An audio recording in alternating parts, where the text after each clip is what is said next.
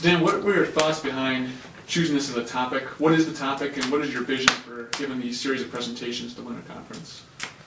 Well, the topic comes from Ephesians chapter 1. There are a couple of key verses there where Paul's praying for the Ephesians that they might know the hope to which they are called, the glorious riches of the saints, the greatness of God's power at work in us. These are very high and lofty thoughts, and one of the goals of the conference will be to take these very high and lofty purposes stated in this letter and make them very concrete, available, understandable, so we can really dig in and live them out. For one of the talks, I plan to work on and try to develop this idea of the greatness of God's work in us and our call to greatness, and ask, what does it mean to be great in the kingdom? And I'd like to do that because the results are revolutionary, and they're available to us all. Most of us, I think, assume that greatness is for the few, it's for the select preachers, it's for those that have some great call, and they're left to the sidelines and out of the picture. I'd like to put forward the idea that the call to greatness is based on what God's done in us first, the greatness of His work in us, and that to be great in the kingdom is accessible to all of us, even those that won't be in the limelight. So I'd like to explore this and see if we can make some ground. Then, what is the hope to which He has called you, the glorious riches of His inheritance in the saints?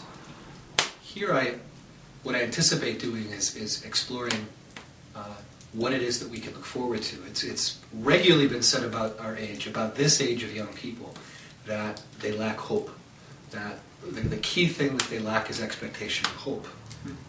And the Lord has something for us in His Word here, and I'd like to draw out what it is that we can hope for. So how would a student's life be changed, or what would they be able to bring back to their campuses or their dorm rooms or other students they come into contact with every day from going to this conference? The main thing that comes out of a conference like this is actually an encounter with the Lord and an encounter with one another. Something about the way the world works is that we get dispersed, the picture becomes fuzzy, and we don't have anything clear to give.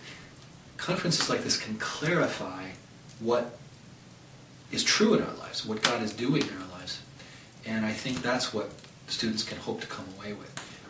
And oftentimes we come in and we can be unsure of what the Lord has planned for us, or what the expectations are for the conference, or we know He's going to be there, but we're not sure in what way or how He's going to act. What are some things that you've seen in the past or expectations you have for this winter conference? I think we almost never know what God's going to do with us at a conference like this. The kinds of things I think the Lord typically does in us is, one,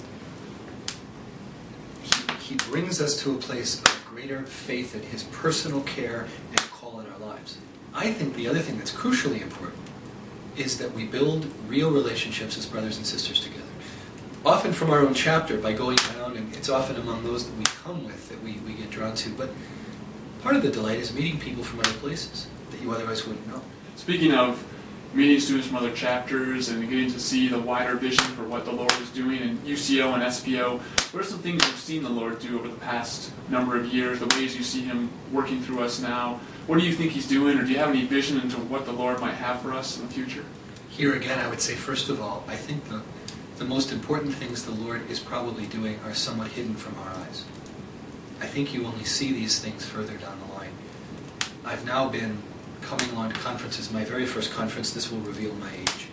My very first conference was in the January of 1978. And I was away with about 90 students. And I remember that conference. I remember the impact it had.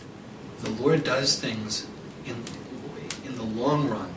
We think of, what do I get this week? What did I get for this month? Maybe even this term. But He's also doing things to build His work in ways we can't see. What do I mean by that? I've seen coming out of our work a very high number of people involved in mission work, people involved in ministry in their churches. I mean, it's astounding, actually, if you wanted to list the number of men and women who've gone into various kinds of ministry work. I've seen lots of relationships, married couples, families, who then raise their children in the Lord, a tremendous blessing. I think what the Lord's done in Kairos has had and is having a notable effect out there and reverberating in many ways. But you don't know, and that's part of the excitement. You act, you respond, and God will do great things well beyond what we can see. Maybe in closing, Dan, what would you say to a student that's trying to decide whether or not they should come to the winter conference? It's near the beginning of school, it has a cost to it, trying to decide, is this something that they should do this winter? I'd say come. Those who come are almost universally grateful that they made the effort to come. And so I'd say if it's within the realm of possibility, if you're a candidate to come, overcome the obstacles. Come on the testimony of others. Come even if you can't see, with some kind of hope that God might do something for you. And we have good confidence that the Lord will bless those decisions and the efforts made, and He'll really outgive us, even if we give a lot to try to make it to come.